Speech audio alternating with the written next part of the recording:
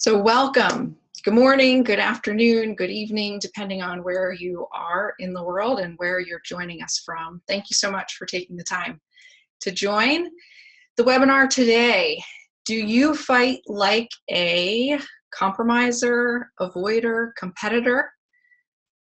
We're going to talk about different styles of managing conflict today. And for some of us, it's very easy and natural to be quite assertive when it comes to conflict.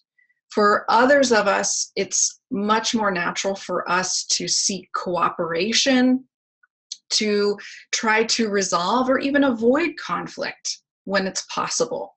And it's very normal that each of us have a different approach to conflict. There's a lot of different reasons for this. We can make connections to our conflict style. It can relate to our personality. It can relate to our family upbringing.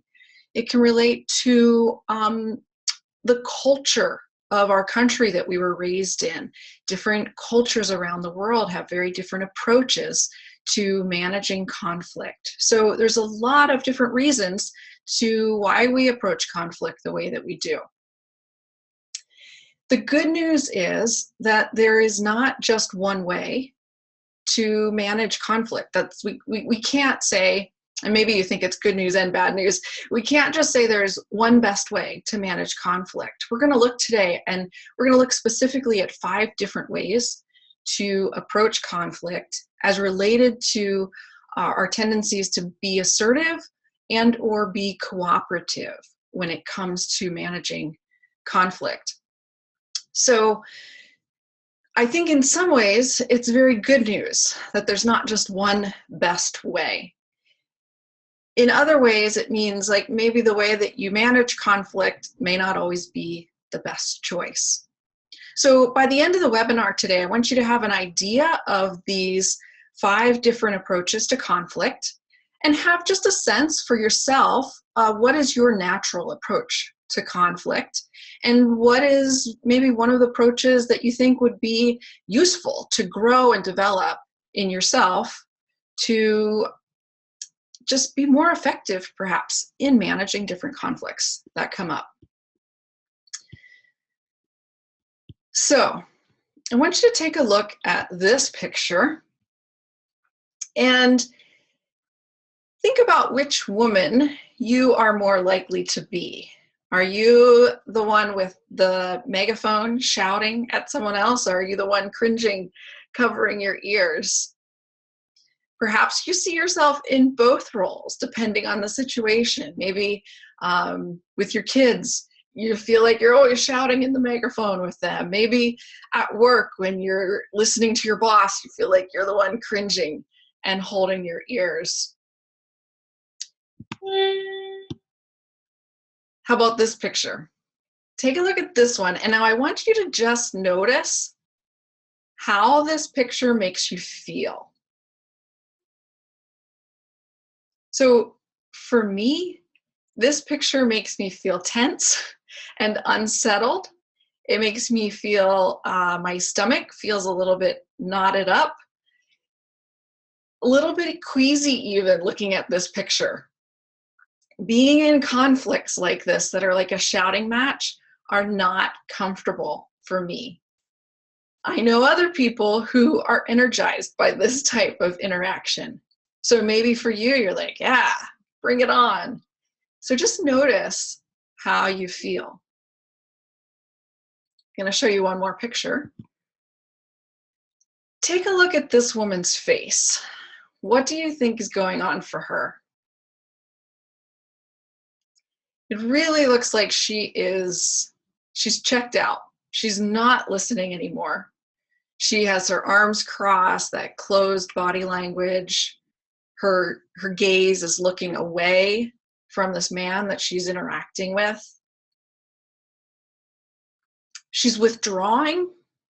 She's not really relating anymore. I think we could safely assume from this picture. And now look at this man. He's in the midst of explaining himself. And he's determined to explain himself even though this woman is no longer really hearing what he says. Now, you probably can relate to both people. I can relate to both the woman and the man. There's times where I take on this role of withdrawing, checking out, looking away, just crossing my arms. I'm not even engaged anymore. And there's times when the person that I'm talking to does that, and I'm going to keep talking, and I'm going to keep explaining, and I'm going to keep trying to get my point across. Chances are we all take these different roles at different times. And we may, if we just think in general terms, say, oh, I tend to avoid conflict, or I tend to enjoy conflict. But if we look a little bit deeper, you can see that it's very normal and natural that we might interact with conflict in different ways at different times, depending on the situation, depending on what it is. The topic is, the issue, is it really important to us, or is it not as important to us? And so there's all these different factors that influence how we engage in conflict. Now, stepping aside from the different roles that we play in conflict, I want to ask you sort of the big picture question of, what do you think about conflict? Okay, so just in general terms, when you think about conflict, do you think that you'd say, oh, conflict is a good thing, or conflict is a bad thing, or you feel pretty neutral about it, or it's really avoid at all costs? So I want you to think about your natural preference here, okay? So I want you to set aside the thoughts of like, well, I should think that conflict is a good thing, or I should think that it's neutral at least. Like, put aside what you might feel like, oh, it's the right answer, or whatever, and think about just for yourself, and again, it's based on a lot of different things. It's based on our personality, our upbringing, our culture, all sorts of things, our experiences. But just for you, inside, would you say like conflict is a good thing, it's a bad thing, it's neutral, or I want to avoid it at all costs? So I'm going to ask for your participation now and launch a poll. And let's just see, based on those of you participating today, what do you think about conflict? So go ahead and take a moment to put in your answer. Do you think that conflict is a good thing? Do you think it's a bad thing? Do you feel it's neutral? Is it something that you would say avoid at all costs? So take a moment to enter your answer here. And if you're watching this video recording, you won't get to see the polling question. So I will share that as those answers come in. All right, we'll give it another few seconds for people to participate.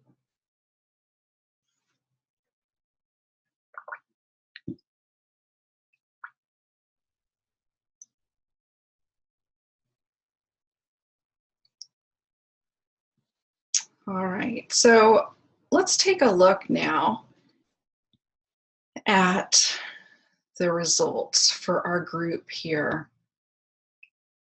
So we have 50% coming in that conflict is a bad thing, 25% that it's a good thing, and 25% avoid at all costs.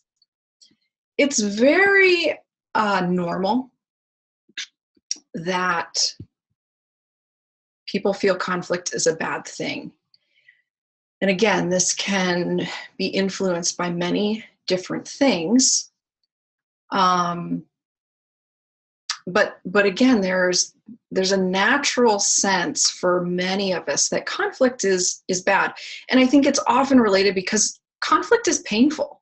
It's not enjoyable for many of us to be in conflict, to be in disagreement with people that we care about, disagreeing over ideas and subjects that are really meaningful to us. As we move through this webinar, I want you to consider the idea that maybe conflict could be more of a neutral idea. And based on how we can respond to it, based on how we can actually adapt our responses in different situations, conflict can become more of a neutral situation in our lives rather than something that's bad or something that we work hard to avoid at all costs. So let's look at some different perspectives of conflict. And I have 3 different quotes I'll share with you from some different people. The first one is from Ronald Reagan, who said, "Peace is not absence of conflict. It is the ability to handle conflict by peaceful means." So with this idea, he's contrasting this idea of, okay, well, peace means there is no conflict. He says, no, it's the ability to handle whatever conflict arises by peaceful means. So as humans, there's going to be, humans interacting, there's going to be times that we're in conflict with one another. Ronald Reagan's thought on this is that it's not just about keeping those conflicts out of our interactions, it's about having peaceful means to handle those conflicts. This next quote from Margaret Heffernan: "For good ideas and true innovation, you need human interaction, conflict, argument, debate." So here we're presented with the idea that conflict is a necessary part of creativity and innovation. So here we're seeing the perspective that conflict can generate positive things in the world. One more quote for you, and this one is from Wayne Dyer, and he said, "Conflict cannot survive without your participation." So for those of you who dislike conflict, this might be the quote that you want to take with you that says, good, if I avoid conflict and I don't participate, then it will not survive, right? These 3 quotes present us with different ideas about conflict. And if you start asking people what their thoughts are about conflict, ask your family members, ask your friends, your colleagues, you're going to find very different ideas, opinions, and perspectives on conflict, similar as we see in these 3 quotes. Let's look at what exactly we mean when we say conflict. In a simple description, conflict happens when you find your wishes differing from those of another person, okay? So when your wishes differ from another person, you encounter conflict. Now think about how often this happens. And sometimes these differing wishes are quite simple. I want pizza for dinner, you want curry. I want to go shopping tonight, you want to stay home. These aren't major conflicts that arise, but they're differing wishes. Maybe I want to watch a romantic comedy and you want to watch an action movie. Okay, again, differing wishes that are fairly simple. Now, these differing of our wishes can also happen in much more complicated and significant ways. Think about your family. Maybe you want more children and your spouse doesn't. When it comes to finances, you want to make a purchase of a new vehicle or maybe even a new house and your spouse or your partner does not. Maybe you want to move and your family doesn't. Maybe at work, your boss wants you to take on a new project, a new client, and you already feel maxed out and you don't really like this new client, so you don't want to take them on. These differing wishes can create greater conflict, and it can be more challenging to solve than some of the simpler conflicts that we can run into in life. Now, whether your conflict is a big conflict or a small conflict. Kenneth W. Thomas and Ralph H. Kilman have some ideas about how to approach and manage these conflicts. These two gentlemen developed an instrument called the Thomas Kilman Conflict Mode Instrument. And they first published this back in 1974. So it's been around for over 40 years. It's been used around the world, translated into many different languages, used millions of times. And even after 40 years, it's recognized as the leading assessment of managing conflict and approaching conflict in a constructive way.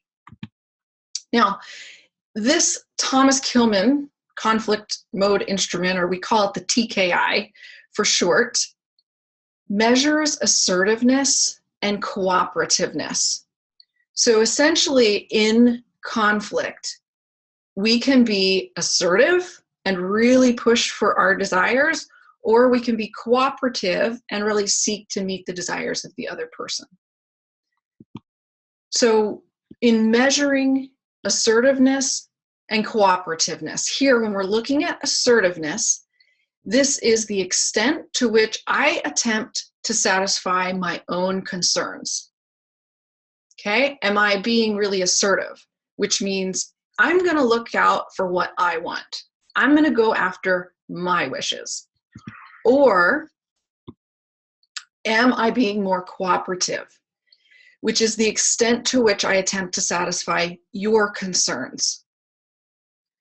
So Thomas and Kilman used these two measurements to identify 5 different ways that we approach conflict. How much are we working to satisfy our own concerns? How much are we working to satisfy the concerns of the other person? Now, in these 2 areas, you can see assertiveness and cooperativeness. Now, for each one, we can be high or we can be low. So maybe some of you would identify yourselves as naturally high in assertiveness. Or you might say, oh, I'm naturally low in assertiveness. And again, same with cooperativeness. Maybe you find yourself naturally high or naturally low. So let's take a look at what happens when we put these 2 together. If I happen to be high in assertiveness and low in cooperativeness, Thomas Kilman say that my conflict mode is competing. So I'm going to really go after my own desires and my own concerns, and I'm not going to spend much energy trying to satisfy your concerns. If I'm low in assertiveness and low in cooperativeness, well, then my conflict mode is going to be avoiding, because I'm not going after my own concerns and I'm not going after your concerns. I'm just going to step back from all of it. Low assertiveness, low cooperativeness.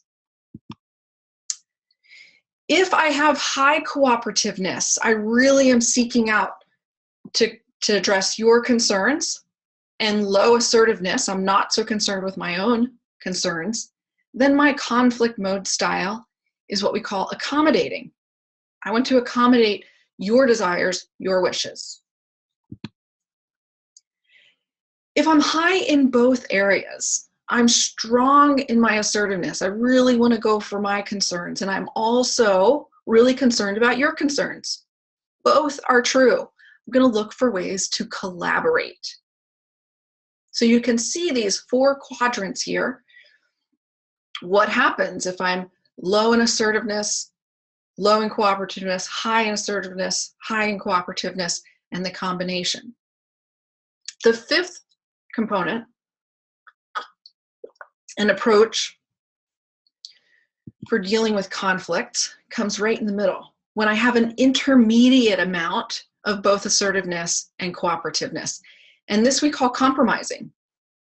So we're kind of right in the middle. So these are the 5 conflict modes, according to Thomas and Kilmann. What do you think? I think it's a pretty good summary of the different ways that we approach conflict. So as you look at these, think about which one might describe you. Which one is natural for you to use when you're in conflict. Okay, I want to give you a chance. We'll kind of take a big picture look at this assertiveness and cooperativeness. And I want to ask you, just in general terms, without worrying about the specific modes, are you more naturally assertive or more naturally cooperative? So I'm going to give you a chance to participate again in a poll, and let's just see, out of our audience today, would you say that you're more naturally assertive or more naturally cooperative in conflict? Or do you feel like you're equal in both? So take a moment to register your answer. Assertive, cooperative, or equal in both when it comes to conflict. Take a moment and record your answer, and then we'll look and see the results.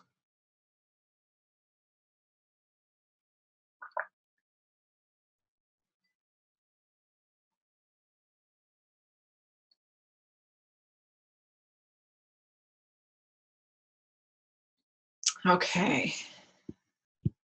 Let me share with you the results here. So here we have 17% of our group identifying as more naturally assertive, 33% identifying as more naturally cooperative, and 50% saying you feel pretty equal in both.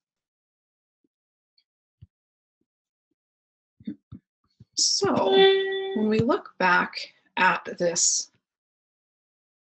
graph, we can see, for those of you who feel like you're pretty equal in both assertiveness and cooperativeness, it's probably pretty natural for you to collaborate or compromise when you are addressing conflict. For those of you who are high in cooperativeness naturally, but not so high in assertiveness naturally, you're going to find it a little easier to accommodate.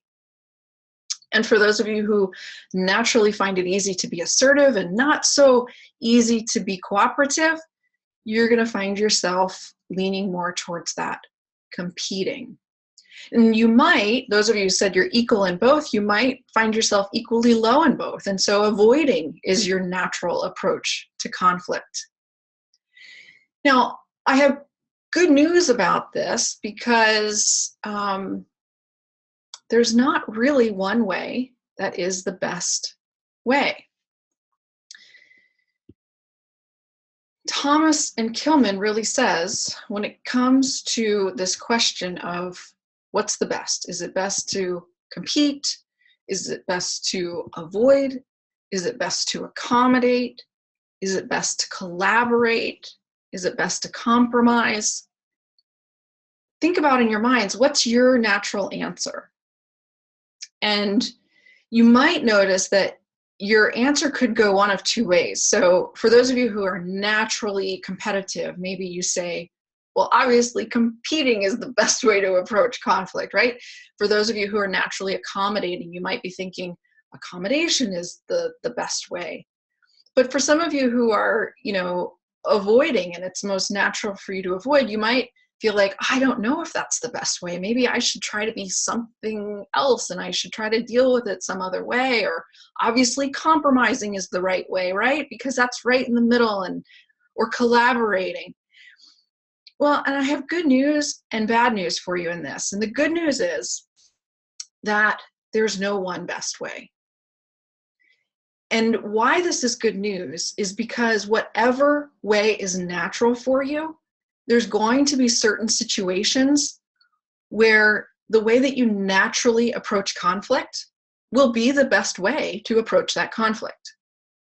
The bad news is that the way that is not natural for you to approach conflict at some point is probably also going to be the best way. And so we have to learn to develop our assertiveness if it's not natural for us, or we have to learn to develop our cooperativeness even if it's not natural for us, to give us more flexibility in how we respond and relate to conflict. So when we look at what's the best way to manage conflict, the answer really, truly is, it depends. And now I want to take a few moments to talk about, well, what does it depend on? How can we know what's the best approach to have more assertiveness, more cooperativeness? Do we need equal amounts of both? How do we know?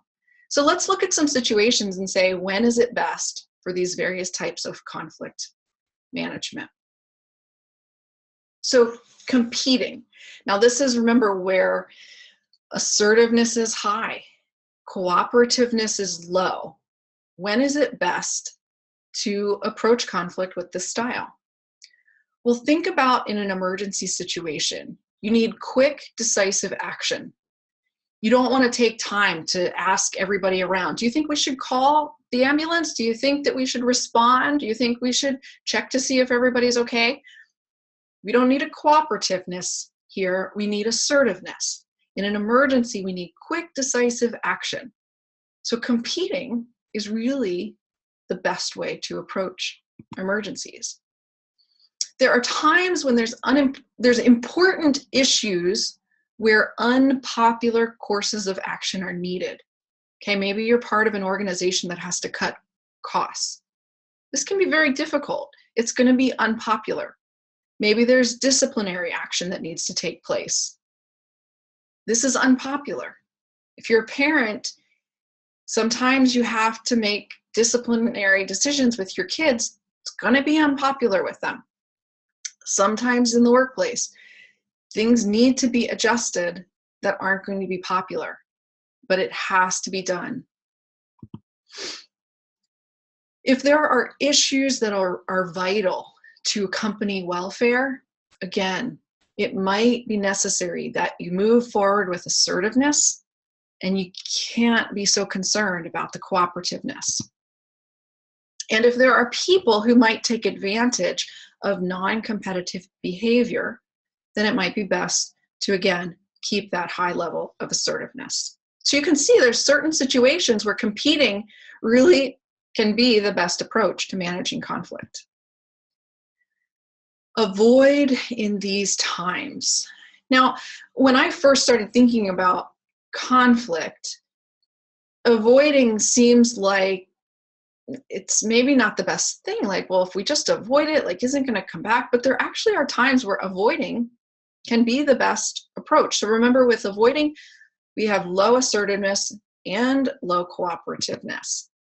So if an issue is unimportant, it might be best just to avoid it. It's not necessary to go after it. What are we going to have for dinner? Well, maybe we don't have it what I want or what you want, but we go and get something completely different. If there's no chance you'll get what you want. Now, this can be difficult to accept, but if we're honest with ourselves, oftentimes we know, we have a sense in our gut that maybe what we're asking for, just there's really no chance for it. So it might be better to avoid, to move on. If the cost of confronting outweigh the benefits of resolution.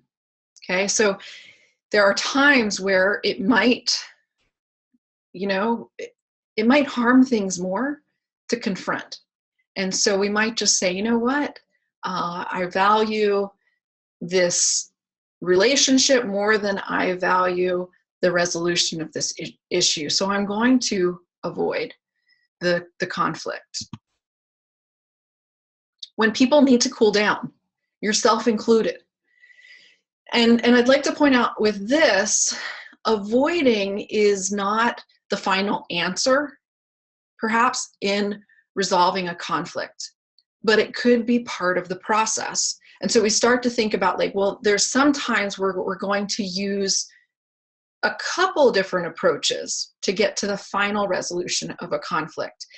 But avoiding could be an important key step in the process. There are times where I get so frustrated, so angry, that it doesn't do me any good to keep engaging in this conflict or with this person. It's best for me to step away, to change my environment, to just take a breather. And then I can see things a little bit differently. I can look at things from a different perspective and come back with a better approach. Maybe there's others that can resolve the conflict better than we can. This could be another time where we avoid and we say, hey, I don't have the expertise for this. It's best for me not to even spend the energy trying to resolve this conflict because there's other people who are going to be more efficient and effective at it. When to accommodate. So with accommodation, we have low assertiveness, high cooperativeness. Let's look at sometimes this might be the best approach. If you realize you're wrong, okay, this is another one that takes some humility. Sometimes we have to step back from the situation to accept, I was wrong. You know, maybe you got new information and you realize, oh, my initial perspective on this wasn't correct. So you step back, you bring down that assertiveness, you move towards that cooperativeness. If the issue is more important to the other person than to you, okay? So in a simple conflict where you want pizza for dinner, I want curry, but I can tell that you want pizza at like a 10 out of 10 and I want curry at like a 5 out of 10. And so it just makes sense. Let me accommodate you because it's more important to you. Obviously, that's a simple example, but we can apply that to more challenging examples as well.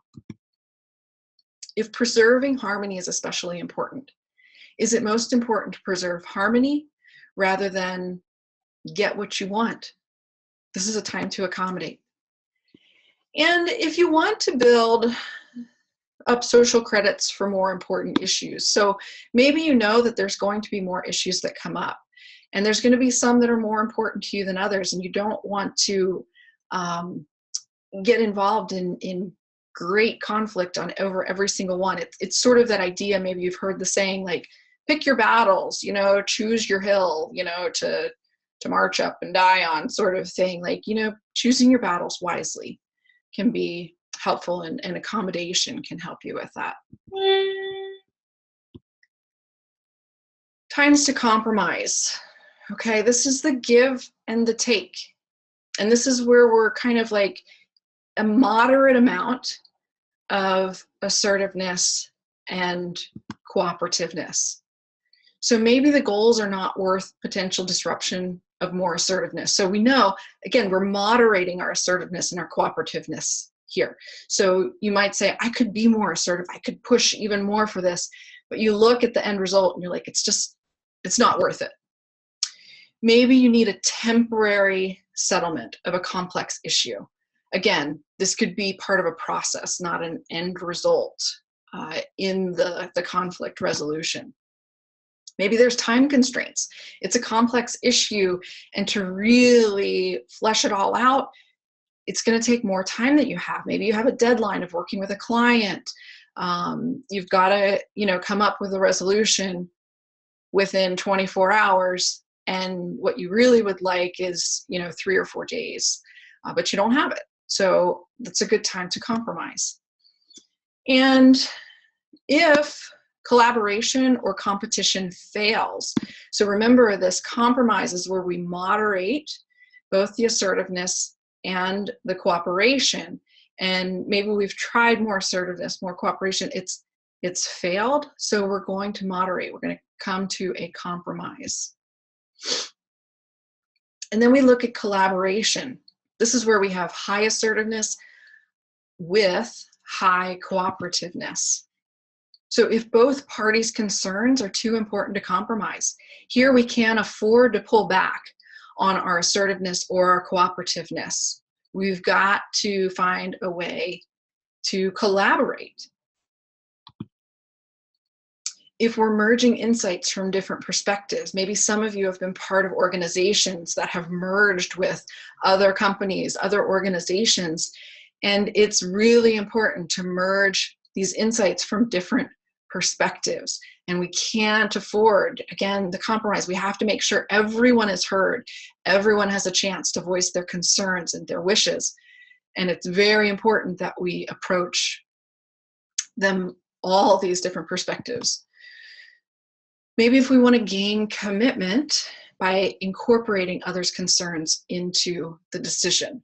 We want everyone to be on board 100%. So we really need that high assertiveness, everybody partaking, everybody communicating clearly what their wishes are, everybody striving for that cooperativeness as well. Collaboration is also the best approach when we need to work through hard feelings in a relationship. If you're in a close relationship with someone, there's times where we use all 5 of these different modes. But if there's hard feelings in a relationship, to effectively work through them, we may need to collaborate. We may need to work hard at staying assertive and staying cooperative.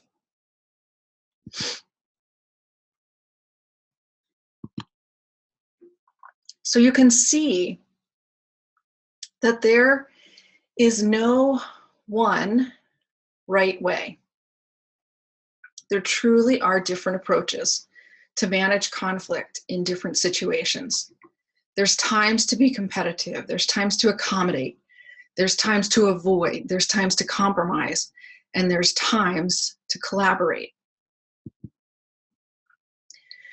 I believe what can be really helpful in engaging in conflict and finding a way to effectively manage conflict. And remember from the beginning, kind of coming to this place of conflict being more of a neutral idea. If we learn our natural style, okay, so first of all, you already identified, are you naturally more assertive or naturally more cooperative? Or a balance of both, whether it's a high balance of both or a low balance of both, okay? Learning your natural style helps you identify, hey, here's where my natural strengths are.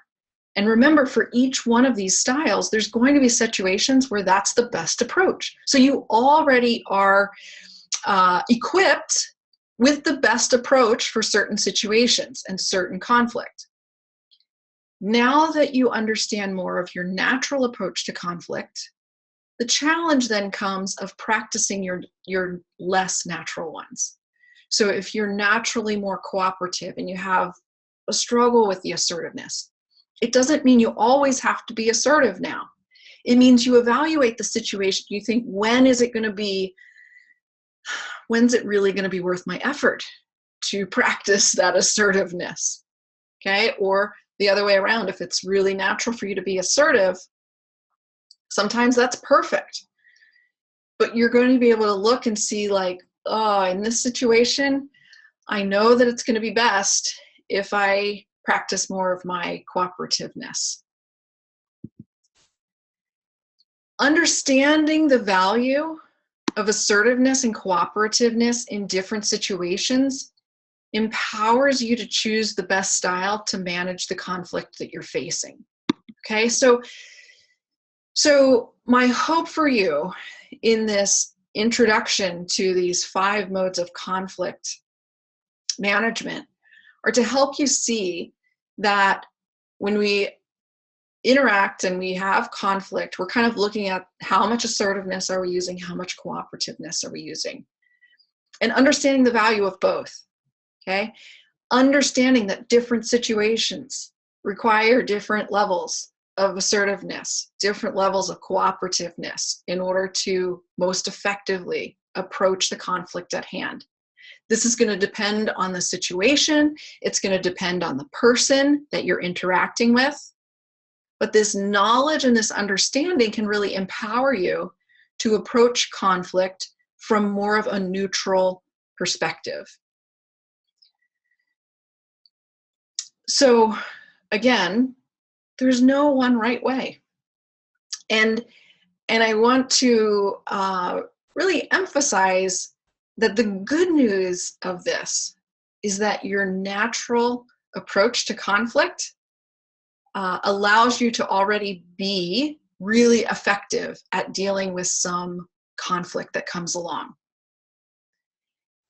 And on the flip side, I hope that you can look objectively at using more or less assertiveness and cooperativeness to manage the situation at hand, to interact more effectively with the person.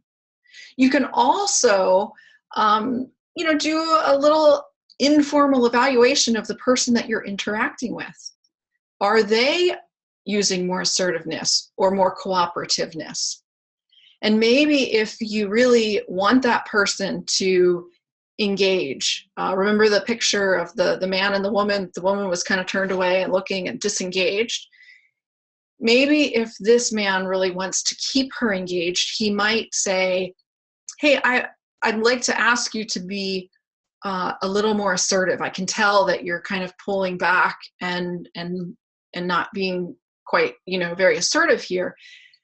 You can request that someone would, hey, could you stick with me? Be a little more assertive. I really do want to know what you want, what your wishes are.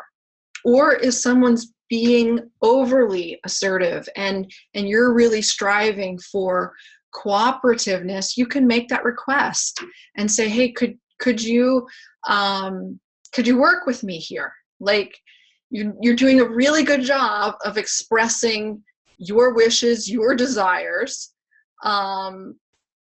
Could you pay just a little bit more attention to what I'm saying here so we could reach some sort of middle ground?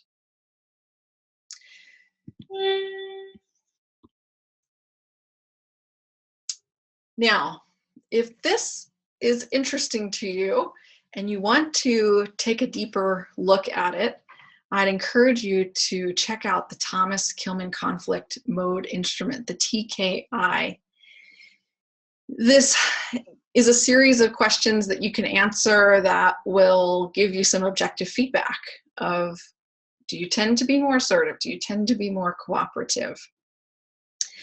And in this webinar, we've just kind of touched on the surface, and you might have enough information from here and know yourself well enough in the different situations that you manage conflict that you feel like, okay, I've got some more information. I feel empowered to approach conflict in a new way, in a different way. If you want to delve a little bit more, this is available online through the Thomas Kilmann website. It takes only about 10 to 15 minutes to complete.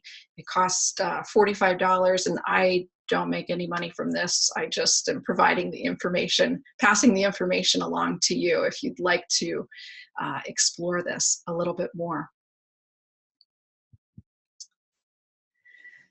Well, we have reached the end of our webinar, and I'd like to say thank you for taking the time to participate this morning, and I hope that you're starting to see some new things about yourself and the way that you interact with conflict, the natural way that you are, whether you have high or low levels of assertiveness, high or low levels of cooperativeness. And when those natural responses are going to be most beneficial to you. And I hope you're seeing situations where you know, okay, I need to stretch myself a little bit. I need to practice a little bit more or less of one or the other, the assertiveness or cooperativeness. I would love to take some time and chat with you. If you have questions, I'd love if you put them into the chat box or just some comments to make. As we finish, I'd also like to let you know our next webinar will be March 23, and we're going to be talking about smart emotions for everyday life. So again, thank you so much for participating this morning or this afternoon, this evening, depending on where you are. I hope you have a great remainder of your day.